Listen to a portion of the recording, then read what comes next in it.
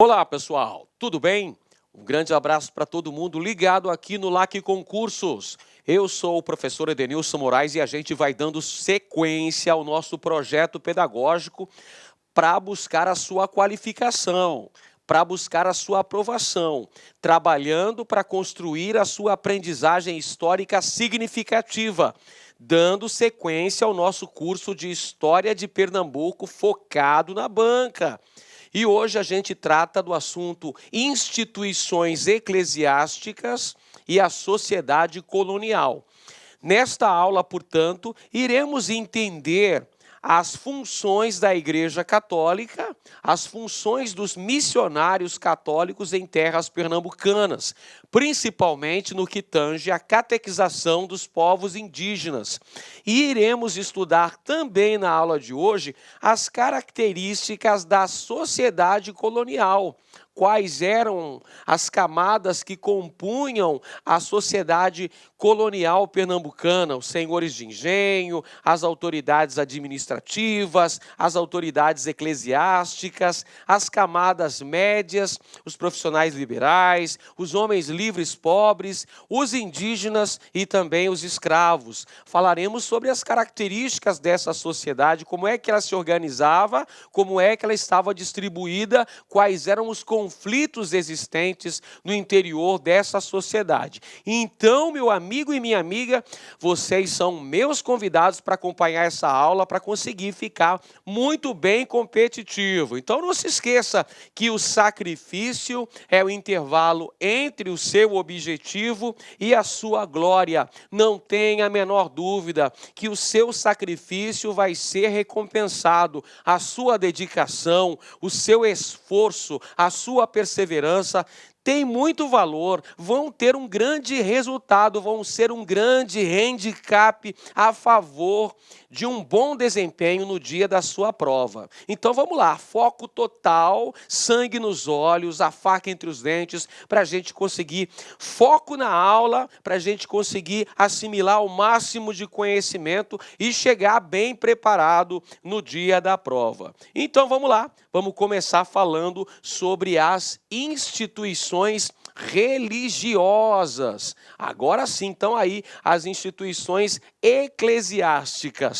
Primeiro ponto muito importante na sua aprendizagem, na sua compreensão histórica, é entender que a Igreja Católica Apostólica Romana foi uma grande parceira da coroa portuguesa. Havia uma grande ligação, uma ligação muito importante, a ligação muito relevante entre a coroa portuguesa e a Igreja Católica. Não é à toa que a Igreja Católica esteve auxiliando a coroa portuguesa no processo de colonização.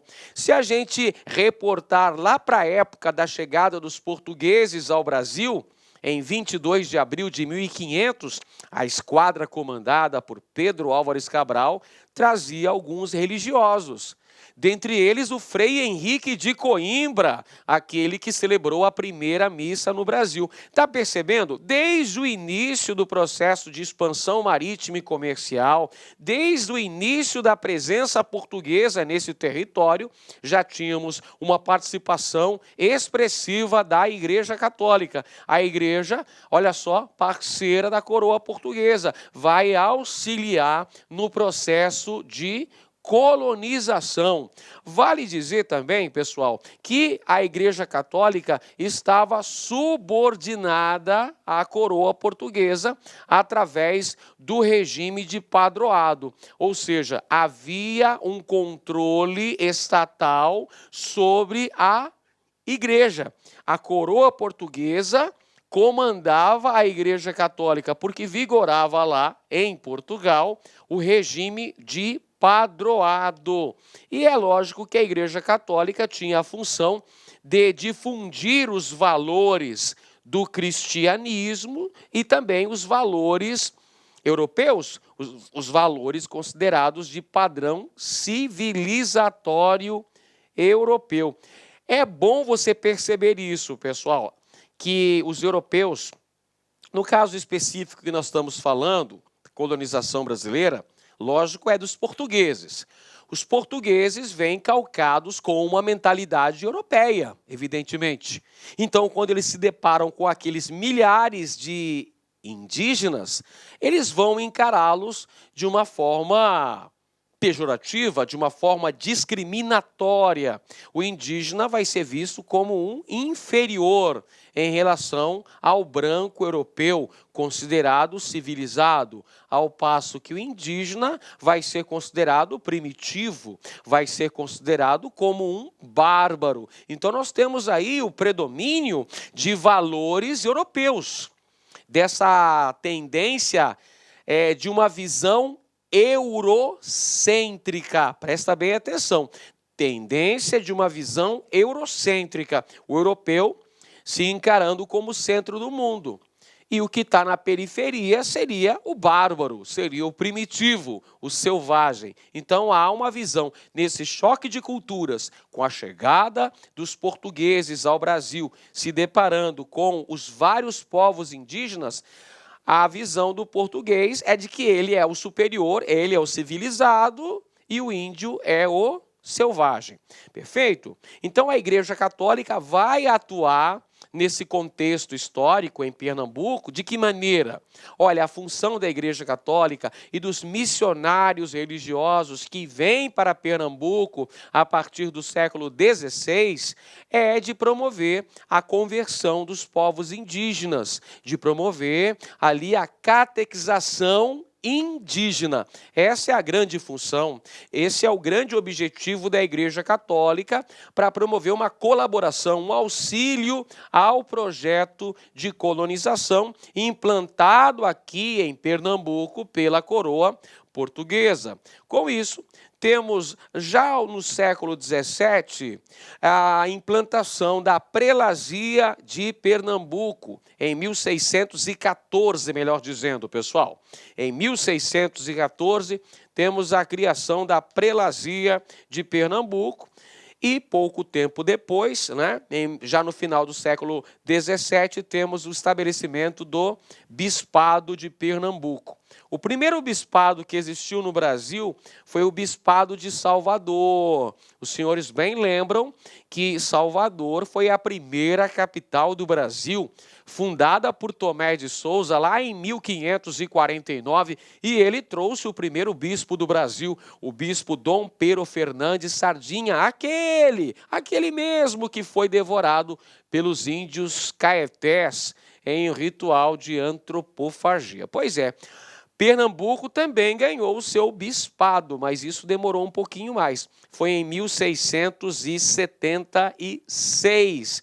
E a religiosidade, evidentemente que tivemos o predomínio do catolicismo, até porque o catolicismo era a religião oficial da coroa portuguesa. Agora veja, presta bem atenção, houve o predomínio do catolicismo. Isso significa que foi a única religião existente em Pernambuco, nesse contexto ali dos séculos, do século XVI, século XVII, aquele período todo XVIII? Não. Definitivamente não. Nós tivemos outras práticas religiosas. Que outras práticas religiosas nós tivemos aí, professor? Olha só, pessoal, nós tivemos as práticas religiosas dos indígenas, porque pensa bem, olha só, no processo de conversão dos povos indígenas não foi uma tarefa fácil. Houve constante resistência dos povos indígenas. Muitos deles não aceitavam a conversão ao cristianismo. Continuaram a existir práticas religiosas ligadas aos indígenas e até eles criaram um certo sincretismo religioso também como forma de resistência.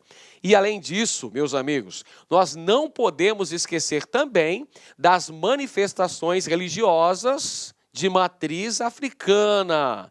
Pois é, os milhares de negros africanos escravizados que vieram para o Brasil já possuíam a sua identidade religiosa. E eles também vão fazer uma certa resistência à imposição do cristianismo. É por isso que nós tivemos o desenvolvimento da religião ou das religiões de matrizes africanas e também de um sincretismo religioso, uma mescla de valores religiosos católicos com valores provenientes da África, com valores religiosos, culto a espíritos oriundos da África. Perfeito? Mas o que predominou? Qual é a religião oficial? A religião oficial é o catolicismo. Por uma razão bem simples, pessoal. A Igreja Católica estava atuando no auxílio da colonização. Se a coroa portuguesa era católica, evidentemente que a colônia deveria ser convertida ao catolicismo. A religião oficial da colônia, o catolicismo, o que não quer dizer em nenhum momento que foi a única religião. Até mesmo práticas judaizantes foram comuns em vários pontos da colônia. A gente fala sobre isso ainda mais para frente na aula. E é importante também ressaltar que a igreja, as instituições eclesiásticas tiveram participação efetiva em diversos eventos históricos. Em vários momentos da história do Brasil colônia, nós tivemos uma participação importante de membros da Igreja Católica Apostólica Romana. Bom, agora vamos falar de missionários. Vamos começar falando sobre os membros da Companhia de Jesus. A Companhia de Jesus, criada em 1534 por Inácio de Loyola, no contexto da chamada Contra-Reforma. Ora, pessoal, a Contra-Reforma foi um movimento de reação da Igreja Católica diante do avanço do protestantismo europeu, surgindo novas religiões cristãs lá na Europa, o luteranismo na Alemanha, o calvinismo na Suíça, tivemos também o surgimento do anglicanismo lá na Inglaterra. Diante da perda desse espaço, dessa perda de poder dentro do continente europeu, a Igreja Católica resolveu se reorganizar, convocou o Concílio de Trento e estabeleceu normas, estabeleceu regras para o funcionamento das organizações eclesiásticas. Uma das consequências do Concílio de Trento, dessa Contra-Reforma, foi a criação da Companhia de Jesus por este indivíduo aqui, o nosso bom e velho Inácio de Loyola, que criou a Companhia de Jesus. Quais que eram os objetivos aí da Companhia de Jesus? Ela foi criada para que fins? Qual é a função? A responsabilidade da Companhia de Jesus, eu pergunto para você. É o seguinte, pessoal, a Companhia de Jesus deveria trabalhar com a doutrinação direta ou com a criação de colégios. Trocando em miúdos, a Companhia de Jesus tinha a tarefa de promover a catequização dos povos indígenas. Perceba que os jesuítas observavam os povos indígenas como seres humanos, como portadores de alma, como passíveis da salvação divina. Então, eles deveriam ser preservados da escravidão e ser catequizados. Além disso, as primeiras escolas implantadas no Brasil foram escolas de jesuítas. Quer um exemplo? O Colégio de São Paulo de Piratininga, que deu origem à Vila de São Paulo, a atual cidade de São Paulo, a mais importante cidade do Brasil, foi fundada por quem? Por um jesuíta, José de Anchieta, percebeu? Os primeiros colégios aqui na América Portuguesa eram colégios religiosos, colégios de missionários, notadamente destes carinhas aqui, que eram chamados de jesuítas, que atuaram efetivamente no processo de catequização das populações indígenas, promovendo o aldeamento. O que é esse aldeamento, professor? É a criação de missões religiosas, as missões jesuíticas, que eram aqueles aldeamentos, aqueles locais onde se concentravam os indígenas e, sobretudo, crianças indígenas, porque era mais fácil converter um curumim, ou seja, um índio jovenzinho, um índio criança ainda, do que converter um adulto. O adulto já era mais, já estava mais adepto às suas práticas religiosas, já era mais difícil de ser dobrado. Então, por isso que os jesuítas preferiam converter as crianças indígenas. E isso acontecia nos aldeamentos, ou seja, nas missões jesuíticas. E os padres da Companhia de Jesus também atuaram na educação dos colonos. Então, veja bem, olha só. Havia colégios na América Portuguesa. Havia colégios. Esses colégios eram destinados basicamente aos filhos da elite senhorial, ou seja, aos brancos que iam para essa escola para estudar, para aprender a língua portuguesa, aprender as mais variadas disciplinas. A preparação nesses colégios também sob a chefia dos jesuítas. Portanto, até a expulsão dos jesuítas, que aconteceu no século XVIII, por ordem do Marquês de Pombal, eles tinham o monopólio do ensino no Brasil. Perceba mais uma vez uma informação importantíssima, que você deve levar para a prova. Os jesuítas detiveram durante um longo período o monopólio sobre a educação no Brasil. Então, só haviam colégios jesuítas em nosso país. E qual era a relação com os ameríndios? Qual era a relação dos colonizadores com os povos nativos da terra brasilis? Olha só. Os padres jesuítas, os missionários, atuavam na conversão dos povos indígenas ao cristianismo, promovendo dessa maneira uma espécie de desagregação sociocultural. Significa que gradativamente o índio perdia parte de sua identidade cultural. E os índios que não aceitavam aí a conversão ao cristianismo, professor, o que acontecia basicamente com os povos indígenas que eram refratários, caras que não queriam de forma alguma se converter ao cristianismo e virar papa hóstia? Bom, se os indígenas não queriam se converter ao cristianismo, se eles não queriam aceitar Jesus, o que acontecia? Eles eram passíveis da chamada guerra justa. A guerra justa vai se voltar contra os povos indígenas que eram considerados hostis. O que é ser considerado hostil, professor? Os povos indígenas que resistiam, aqueles que não queriam perder suas terras, aqueles que não queriam perder sua identidade cultural, aqueles que lutavam bravamente para manter sua identidade cultural, para manter suas raízes e que enfrentavam o avanço da colonização. Contra estes indígenas, pessoal, sabe o que aconteceu? A chamada guerra justa, que era um mecanismo jurídico implementado pela coroa portuguesa, implantado pela coroa portuguesa, que previa o ataque a esses grupos indígenas, previa o extermínio ou a escravização desses povos. Ou seja, autorizava-se legalmente o genocídio desses povos indígenas. Está aqui, ó, escravização e extermínio desses povos indígenas que eram considerados hostis.